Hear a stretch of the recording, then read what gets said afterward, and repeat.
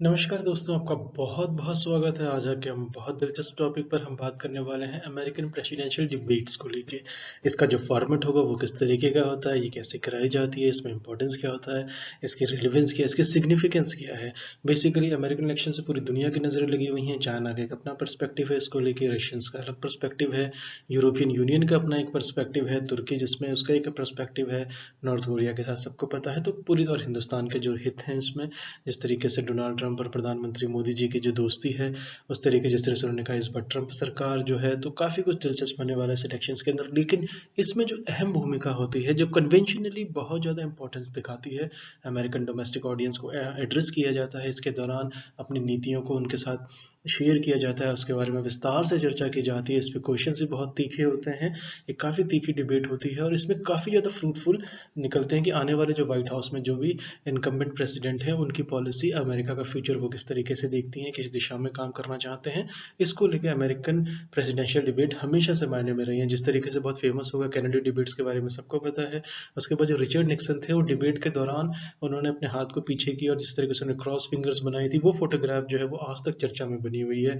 जिस तरीके से नर्वस थे वो रिचर्ड निक्सन जो थे, उसके बाद जिस तरीके से आपका रोनाल्ड रीगन ने इसको एक्सप्लॉइट किया था, क्योंकि वो पहले से ही एक्टर थे। मतलब वो काफ़ी ज़्यादा उन्होंने फिल्में की हुई थी, तो वो जो था वो काफ़ी आसानी से निभा गए। उसके बाद जिस तरीके से अल गोर और प्रेसिडेंट ओबामा के जो उस वक्त इनकम्बेंट प्रेसिडेंट थे, उनके साथ जो डिबेट्स हुई थी वो काफ़ी ज़्यादा दिलचस्प थी और सबसे दिलचस्प जो थी वो पिछली वाली डिबेट्स थी।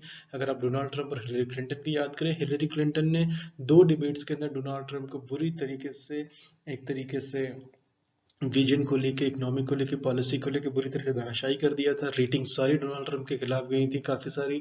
तीसरे में थोड़ा मामला बराबरी का था, लेकिन जिस तरीके से डोनाल्ड ट्रंप अमेरिकन इलेक्शंस जीत गए, और हमें उसी वक्त समझ जाना चाहिए था कि अगले 4 साल जो होंगे उसमें से काफ़ी सिग्निफिकेंट पोर्शन डोनाल्ड ट्रंप का ट्वीट करते हुए बीतेगा, क्योंकि उन्होंने इंडिकेशन दे दिया था, मैं हल्के में कह रहा हूँ इसको, कि जिस तरीके से हिलरी क्लिंटन 5-7 मिनट बोलती थी, अच्छा, उसके बाद डोनाल्ड ट्रंप की तरफ देखा जाता था, उनको इशारा होता था कि अब आप कुछ कहें, तो डोनाल्ड ट्रंप एक ही लाइन कहते थे, you will be in jail by that time. तो उनके जो वन लाइनर्स थे, एक तरीके से वो फॉर्म ऑफ अ ट्वीट हो जाने थे आने वाले वक्त के लिए। तो डोनाल्ड ट्रंप जो है वो चीप थिएट्रिक्स के लिए जाने जाते हैं, जिस तरीके से उनकी एग्रेसिवनेस है, जिस तरीके से उन्होंने पूरी दुनिया में एक तरीके से कुछ लोग उनको पसंद करते हैं, कुछ ना पसंद करते हैं, लेकिन उन्हें इग्नोर करना थोड़ा मुश्किल होता है। तो जिस तरीके से डोनाल्ड ट्रंप का जो अंदाज रहा है वो इस वाली प्रेसिडेंशियल डिबेट में, क्योंकि जो बाइडेन जो है वो थोड़े से रिलक्टेंट माने जाते हैं, थोड़े से सौम्य माने जाते हैं कन्वेंशनली, लेकिन देखने वाली बात होगी कि किस तरीके से डोनाल्ड ट्रंप जो है वो अपनी चीप थिएट्रिक्स को लेके इसमें आते हैं, किस तरीके से वो बात अपनी रखते हैं, और काफ़ी एक तरीके से उनको एज भी है काफ़ी इन मामलों में, काफ़ी जिस तरीके से वन टू वन कन्फ्रंटेशन के अंदर डोनाल्ड ट्रंप हमेशा से जाने जाते हैं इस मामले के लिए। तो इसमें जो बेसिकली होता क्या है कि कमीशन ऑन प्रेसिडेंशियल डिबेट्स के तहत ही करवाई जाती है। हम इसके फॉर्मेट्स पे बात करेंगे, चलिए हम इसको आगे देखते हैं।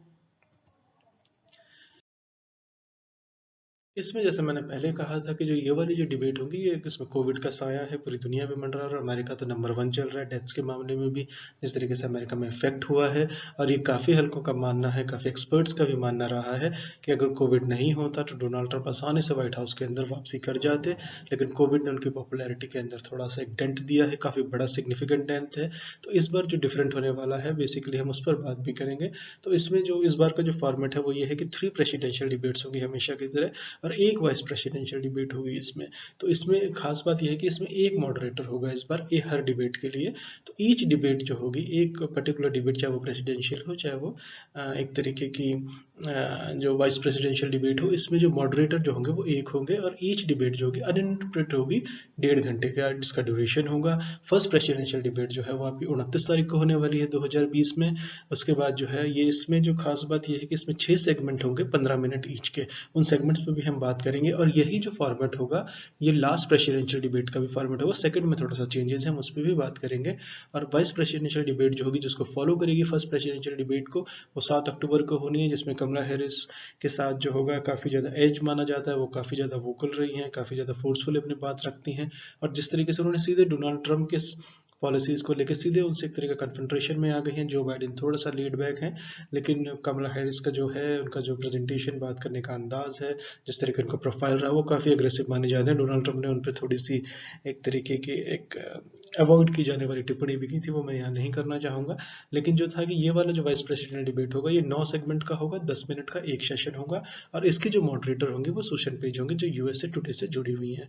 तो बेसिकली आपको याद रखना होगा एग्जाम परस्पेक्टिव से 6 सेगमेंट्स 15 मिनट की, ये होगी प्रेसिडेंशियल डिबेट्स के अंदर, 9 सेगमेंट 10 मिनट ईच का, ये भी 1.5 घंटा जाएगा, और ये होगा आपका वाइस प्रेसिडेंट डिबेट्स का। तो ये बहुत इंपॉर्टेंट फर्क है। चलिए हम इस पर आगे बात करते हैं। तो अब जो इसमें बात आ जाती है इसमें कि फॉर्मेट किस तरीके का होता है, जो हम शुरू से कह रहे हैं। तो फर्स्ट मॉडरेटर जो होंगे वो होंगे क्रिस वेलिस, वो फॉक्स न्यूज़ से जुड़े हैं।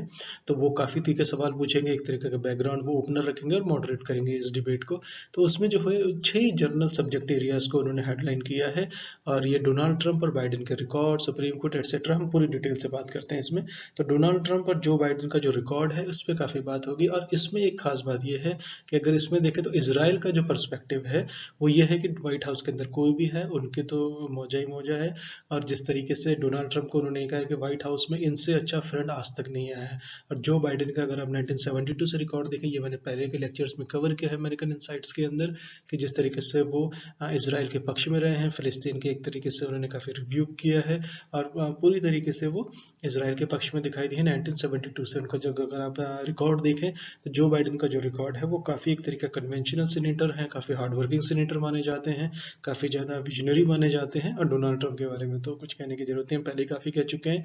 इसके बाद जो सुप्रीम कोर्ट को लेकर जो बात होगी, उसकी अपॉइंटमेंट्स कैसे होंगी, क्या होंगी, और अमेरिकन कॉन्स्टिट्यूशन अगर आप देखें सिविल सर्विसेज के, इसमें ये इंपॉर्टेंस भी रखता है कि वो थोड़ा सा डिफरेंट है। वहाँ पर आप चूज कर सकती हैं, गवर्नमेंट्स अपने लोगों को रख सकते हैं, उसको प्रेसिडेंट्स का उसमें काफ़ी ज़्यादा दखल होता है, और उसकी ब्यूरोक्रेसी के अंदर भी प्रेसिडेंट का काफ़ी ज़्यादा दखल होता है, वो अपने लोगों को ला सकते हैं। तो उनका अगर कॉन्स्टिट्यूशन पढ़ेंगे तो वो थोड़ा इंटरेस्टिंग सा है, पॉलिटिकल साइंस वालों को पढ़ना चाहिए, उनके सिलेबस में भी है इनफैक्ट। और इसके बाद जो कोविड की बात है, जिस तरीके से जो बाइडेन और कमला हैरिस ने एक तरीके से बहुत तरीके से क्रिटिक रहे हैं, कि और वो पॉलिटिकल रीजंस के अलावा भी क्रिटिक रहे हैं। उन्होंने कहा है कि इनकी जो पॉलिसी, जो डोनाल्ड ट्रंप की हैंडलिंग है, जो ट्रंप एडमिनिस्ट्रेशन की हैंडलिंग है कोविड को लेके, वो काफ़ी ज़्यादा एक तरीके से खामियां भरी रही है, उसमें काफ़ी ज़्यादा दिक्कतें हैं, उससे अमेरिकन इकोनॉमी को ओवरऑल नुकसान हुआ है। इसके बाद इकोनॉमी की बात होगी, यहाँ पर डोनाल्ड ट्रंप को एज मिल जाता है, जिस तरीके से उन्होंने चाइना के साथ ट्रेड वॉर में अपनी डोमेस्टिक ऑडियंस को काफ़ी खुश रखा है, मैक्सिको के साथ जो वॉल थी वो काफ़ी चर्चा में रही है, जिस तरीके से उन्होंने वीज़ाज को लेके, जिस तरीके से उन्होंने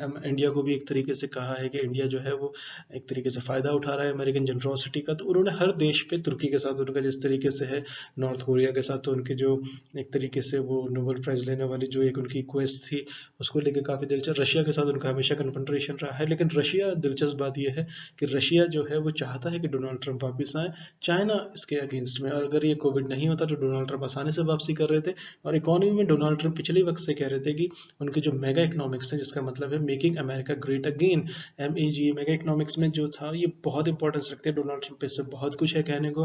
उन्होंने इस तरीके से देखा जाए तो, अगर इसका देखा जाए कि इसका फॉल आउट क्या है, तो डोनाल्ड ट्रंप ने काफ़ी ज़्यादा पुअरली परफॉर्म किया इकोनॉमिक एनालिसिस में, लेकिन वो काफ़ी ज़्यादा एक तरीके हेडलाइंस में कर रहे हैं, वो एक तरीके काफ़ी ज़्यादा इवेंट मैनेजर में काफ़ी एक्सपर्ट रहे हैं, और जिस तरीके से उन्होंने एड्रेस किया है अपनी ऑडियंस को, उसमें उनको थोड़ा सा एज मिलता हुआ दिख रहा है। इसके बाद जो होगा रेस एंड वायलेंस को लेकर सिटीज़ के अंदर होगा, और आपको याद होगा डोनाल्ड ट्रंप एक प्रेस कॉन्फ्रेंस कर रहे थे, तब उनके बाहर ही एक तरीके का शूट आउट हुआ, जिसमें डोनाल्ड ट्रंप को बंकर में जाना पड़ा था।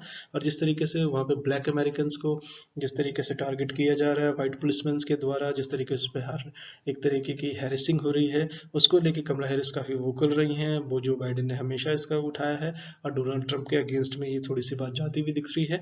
लेकिन जिस तरीके से व्हाइट सुप्रीमेसी अमेरिका में, उसको कोई माने या ना माने, लेकिन रेसिज्म हमेशा से रहा है। जिस तरीके से मार्टिन लूथर किंग जो है, मार्टिन लूथर किंग जो जूनियर, जिनका असैसिनेशन हुआ था, उसके बाद कॉलियस के, जिनको मोहम्मद अली के नाम से दुनिया ने जाना, उन्होंने अपने ओलंपिक मेडल को जिस तरीके से नदी में बहा दिया था, पुल से उन्होंने गिरा दिया था। तो बेसिकली देखा जाए तो ब्लैक्स के साथ, ब्लैक एफ्रो अमेरिकन के साथ काफ़ी ज़्यादा नाइंसाफ़ी है। और व्हाइट हाउस के अंदर 200-250 सालों के अंदर सिर्फ एक तरीके से प्रेसिडेंट रहे हैं ओबामा जी, लेकिन वो भी हाफ वाइट हैं, और उनके बारे में ये कहा जाता था कि ही डजंट साउंड ब्लैक। ये काफ़ी ज़्यादा चर्चा में था उस वक्त जब वो आ रहे थे, तो इसका क्या मतलब होता है हम सब समझते हैं। इसके बाद जो होगा इंटीग्रिटी ऑफ द इलेक्शंस को लेके। तो ये एक तरीके के काफ़ी सारे 6 एरियाज हैं, इन पे बात होगी, इनका जो फॉर्मेट होगा। इसके बाद सेकंड प्रेसिडेंशियल डिबेट जो होगी ये थोड़ा सा चेंज होगा। इसमें जो होगा वो टाउन हॉल के अंदर होगा, जिसमें क्वेश्चनिंग एक तरीके का फॉर्मेट होगा, जिसमें क्वेश्चंस पूछे जाएंगे और हर एक कैंडिडेट के पास 2 मिनट का वक्त होगा उसको रिस्पॉन्ड करने के लिए। और इसमें जो सिटीजन्स इन्वॉल्व होंगे एग्जाम परस्पेक्टिव से अगेन इंपॉर्टेंट है, वो साउथ फ्लोरिडा एरिया के होंगे। इसके बाद जो वाइस प्रेसिडेंशियल डिबेट है, इसका जो होगा फॉर्मेट ये कहता है कि ये डिबेट होगा एक्सेप्ट कैंडिडेट के पास अपॉर्चुनिटी होगी तो एक दूसरे को रिस्पॉन्ड करने के लिए। और इसके बाद जिस तरीके से हमारा 6 सेगमेंट है 15 मिनट ईच की हम बात कर चुके हैं, थर्ड के अंदर भी यही होने वाला है। और जिस तरीके से इसके अंदर जो ये सारी बातें होंगी, इससे बहुत अच्छी इंटरेस्टिंग डिबेट्स होती हैं और इससे एक तरीके का मिलता है विजन, मिलता है कि आगे अमेरिकन प्रेसिडेंट व्हाइट हाउस के अंदर क्या करने जाएंगे, उनका एक सोच क्या है, उनकी पॉलिसी किस तरह की होने वाली है। इसको लेके काफ़ी दिलचस्प होती है। अगर आप इसको देखें तो बहुत कुछ सीखने को भी मिलता है। Thank you so much for listening. नमस्कार दोस्तों।